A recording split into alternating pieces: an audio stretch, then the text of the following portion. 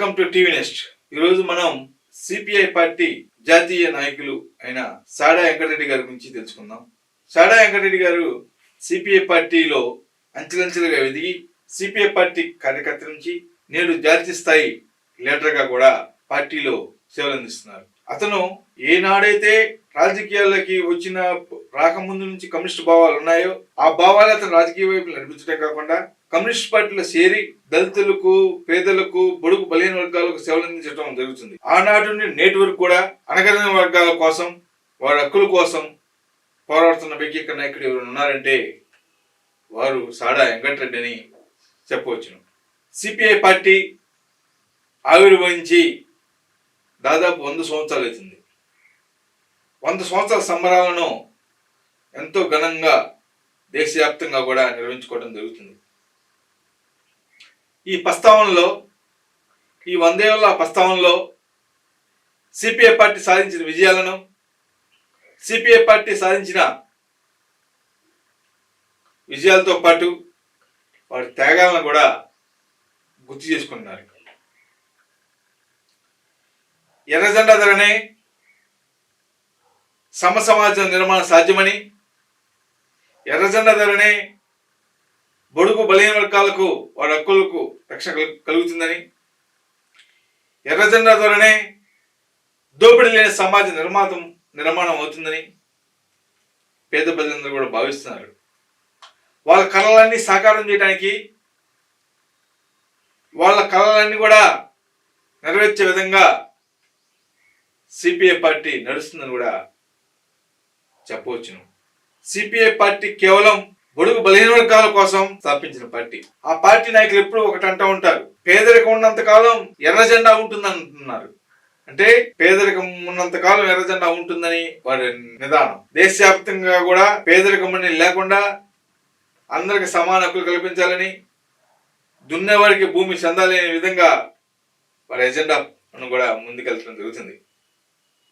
ఆ ఎజెండాలో ప్రకారం కూడా మన సాడా వెంకటరెడ్డి గారు బడుగు బలహీన వర్గాల కోసం, పేద ప్రజల కోసం కూడా ఎంతగానో కృషి చేస్తానని చెప్పవచ్చు. తెలంగాణలోనే కాకుండా, ఆంధ్రప్రదేశ్లోనే కాకుండా దేశవ్యాప్తంగా కూడా కమ్యూనిస్టుల ప్రభుత్వం త్వరలో రాబోతుందని, కమ్యూనిస్టులపైనే అనేక ప్రభుత్వాలు నిలబడిపోతున్నాయని, ఈసారి ఎన్నికల్లో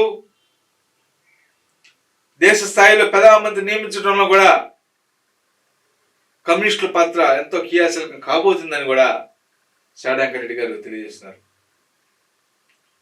ఇప్పుడున్న ధన రాజకీయాల వలన కమ్యూనిస్టులకు కొన్ని సీట్లు మాత్రం తగ్గిన మాట వాస్తవం అయినప్పటికీ కూడా రాబోయే రోజుల్లో కూడా కమ్యూనిస్టుల ద్వారానే అధికారం సాధ్యం కాబోతుందని కూడా అంటున్నారు. అప్పుడు పేద ప్రజలందరూ కూడా ఇల్లు ఇవ్వటం జరుగుతుందని, అదేవిధంగా 3 పూట్ల తిండి సౌకర్యాలు కల్పించడం జరుగుతుందని, అదేవిధంగా కార్పొరేట్ స్థాయిలో విద్య, వైద్యం అన్ని కూడా ఉచితంగా ఇవ్వడం జరుగుతుందని కూడా సాడా వెంకటరెడ్డి గారు అంటున్నారు. తెలంగాణలో కాంగ్రెస్ ప్రభుత్వం విషయానికి వస్తే, ఎన్నికల సమయంలో కాంగ్రెస్ పార్టీ అనేక హామీలు ఇచ్చిన మాట వాస్తవం. ఆ సమయంలో కమ్యూనిస్టులు కూడా ఆనాటి ఉన్న రాజకీయ పరిణామాల కారణంగా, రాజకీయ పరిస్థితుల కారణంగా కాంగ్రెస్ పార్టీకి మద్దతు తెలిపిన మాట కూడా వాస్తవం అయినప్పటికీ ఆ హామీల అమలు సాధ్యం కోసం మేము నిరంతరం కాంగ్రెస్ పార్టీ ప్రభుత్వం పైన పోరాడుతున్నామని కూడా సాడా వెంకటరెడ్డి గారు అంటున్నారు. పేదలకి ఇవ్వాల్సిన డబుల్ బెడ్రూమ్ కానీ, రేషన్ కార్డులు కానీ, మహిళలకు ఇవ్వాల్సిన నెలవారీ పెన్షన్లు కానీ, అవ్వాతాతలకు ఇవ్వాల్సిన పెన్షన్లు కానీ పెంపు కానీ, విద్యార్థులకి ఇవ్వాల్సిన స్కూటీల వ్యవహారంలో కానీ, ల్యాప్టాప్ల విషయంలో కానీ, అన్ని విషయాలను కూడా మేము ప్రజలకు అందించేలాగా కాంగ్రెస్ పార్టీపై ప్రభుత్వంపై ఒత్తిడి తీసుకొస్తామని కూడా, రేవంత్ రెడ్డి సర్కార్ పైన ఒత్తిడి తీసుకొస్తామని కూడా అంటున్నారు. మేము ఎన్నోసార్లు వాళ్ళని కలిసి ప్రజల సమస్య పరిష్కరించాలని కూడా మేము కోరటం జరిగింది. ఆ సమయంలో సీఎం రేవంత్ రెడ్డి కూడా కొన్ని ఆర్థిక ప్రభావం వల్ల లేటుగా చేస్తున్నామని 100% చేస్తున్నామని హామీ ఇచ్చారు. కొంతకాలం ఆగుదామని ఆగాం తప్ప మరొక కారణం కాదని కూడా షాడంక్ రెడ్డి గారు ఘంటాపథంగా తెలియజేస్తున్నారు. ప్రజలకు ఇచ్చిన 6 గ్యారెంటీలు కానీ అమలు చేయకపోతే ప్రజల పక్షాన పేదల పక్షాన కమ్యూనిస్టులు పోరాడతారని కూడా గట్టిగా హెచ్చరిస్తున్నారు. మోడీ సర్కారం మొత్తం కూడా తన దేశ సంపద మొత్తాన్ని కూడా అదాని అమ్మాయిలకి దోసిపెడుతుందని మేము ఎప్పుడు మోడీ ఎక్కిన పోస్టు ప్రధానమంత్రి అయిన మొదటి సంవత్సరం తర్వాత నుంచే మేము చెబుతున్నాం. అంటే మేము దాదాపుగా 10 సంవత్సరాల నుంచి కూడా మేము చెబుతానే ఉన్నాం. దేశ సంపద మొత్తం కొంతమంది కార్పొరేట్ చేతులు కేంద్రీకృతమైందని కూడా చెబుతున్నాం. ఆ రోజు మా మాటలు ఎవరు ప్రజలు కానీ ఎవరు నమ్మలేదు. ఆనాడు మోడీ మాయలో అందరూ ఉన్నారు. కానీ ఆ ప్రభావం నేడు తెలుస్తుందని, కమ్యూనిస్టులు పార్టీలు చెప్పిన మాటలు నిజమైనని కూడా దేశ ప్రజలందరిలో చర్చ జరుగుతున్న విషయాన్ని గుర్తించుకోవాలని కూడా తెలియజేస్తున్నారు. దేశ సంపద కానీ, పోర్టులు కానీ, మానవ వనరులు కానీ, సహజ వనరులు అన్నింటిని కూడా అమ్మాని ఆదాయాన్ని దోసిపెట్టడం వలన పేదవాడు మరింత పేదవాడుగా చెందుతున్నారని, వాళ్ళు మాత్రం వేలాది కోట్లు అవుతున్నారని కూడా అన్నారు. ఇప్పటికైనా సంపద మొత్తాన్ని కూడా అందరికి పంచిపెట్టాలని, ప్రతి పేదవాడికి కూడా దేశ సంపద దక్కాలని కూడా కొన్నిసార్లు ఏమైనా విపత్తులు వచ్చినా, ఏమైనా కార్యక్రమాలు జరిగినా ప్రభుత్వాల కంటే కూడా కమ్యూనిస్ట్ పార్టీలు ముందుంటున్నారనే విషయాన్ని గుర్తుంచుకోవాలని కూడా తెలియజేస్తున్నారు. దేశంలోనే ఇప్పుడు ప్రత్యేకంగా చర్చ జరుగుతుందని, కమ్యూనిస్ట్ పార్టీల వల్లనే పేద ప్రజలకు న్యాయం జరుగుతున్న విషయాన్ని కూడా ప్రజలను గమనించాలని, మార్పుకు త్వరలో రాబోతుందని కూడా, ఆ మార్పు కానీ వస్తే దేశంలోని ప్రజల స్థితిగతులు మారటం కాకుండా వారికి విద్య వైద్య సౌకర్యాలు కూడా ఉచితంగా అందించడం జరుగుతుందని కూడా, ప్రజలు కూడా తాత్కాలిక ప్రయోజనాలకి ఆశపడకుండా దీర్ఘకాలిక ప్రయోజనాల వైపు మళ్ళాలని కూడా షాడంక్ రెడ్డి గారు అంటున్నారు.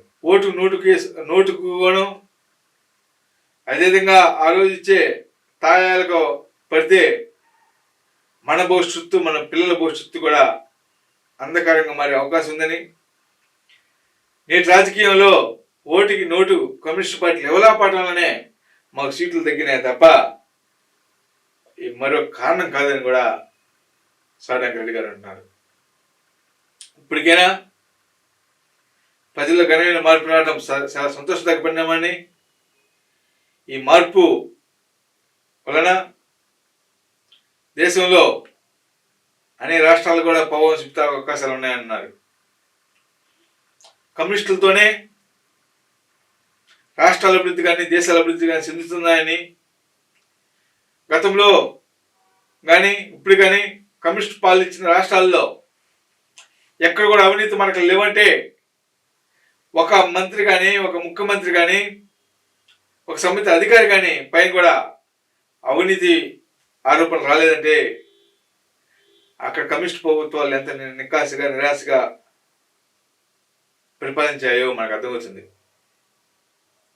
దానికి కారణము వారు తీసుకునే నిర్ణయం అన్నింటిని కూడా పేద ప్రజల దృష్టిలో ఉంచుకొని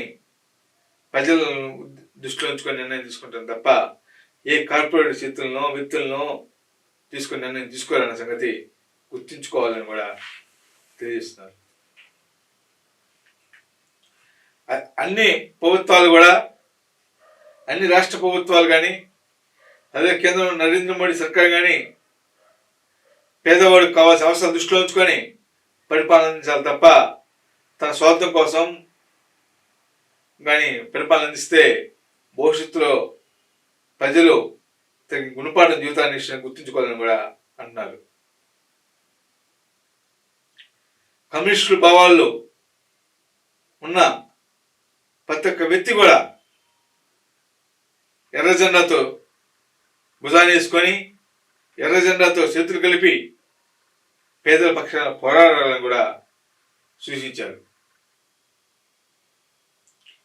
ఢిల్లీ ఎన్నికల్లో కానీ లేకపోతే మిగతా రాష్ట్ర ఎన్నికల్లో కానీ అందరి చూపు కమ్యూనిస్టుల వైపులో ఉందని కూడా చెప్పవచ్చును.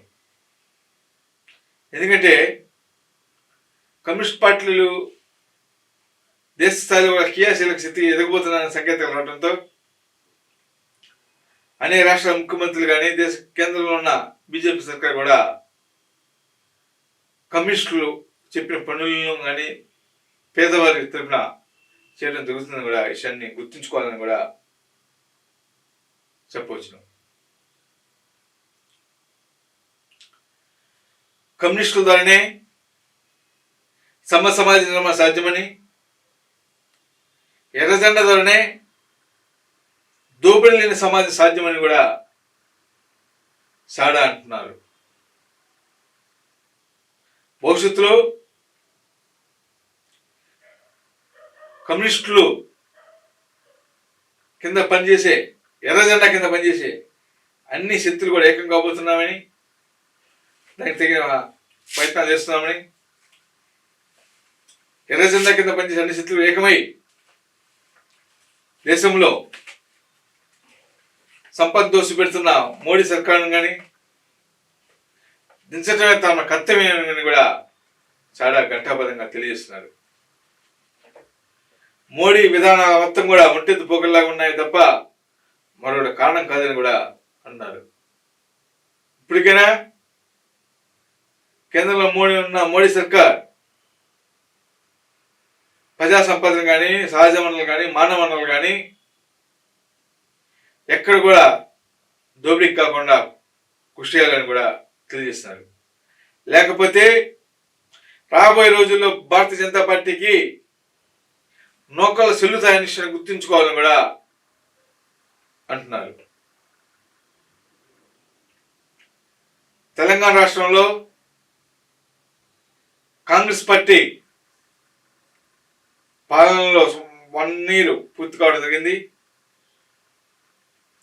1 yearలో ఎన్నికలు ఇచ్చిన హామీలు కొన్ని నెరవేర్చుతాము అంటున్నారు, కొన్ని ఇప్పుడు అమలు చేస్తున్నారు. మేము కూడా వెయిట్ చూస్తున్నాము. కొన్ని పరిస్థితుల కారణాల వల్ల, ఆర్థిక పరిస్థితుల కారణాల వల్ల త్వరలో కానీ పేదలకు డబుల్ బెడ్రూమ్ ఇల్లు ఇవ్వకపోయినా, అదేవిధంగా ఇంటి పట్టాలు కానీ విషయంలో కానీ, భూములు విషయంలో కానీ, పేదవారికి కానీ దళితులకు కానీ అన్యాయం జరిగితే వాళ్ళ తరపున తమ పోరాటం చేస్తామని కూడా చాలా ఘంటాపరంగా తెలియజేస్తున్నారు. CPI party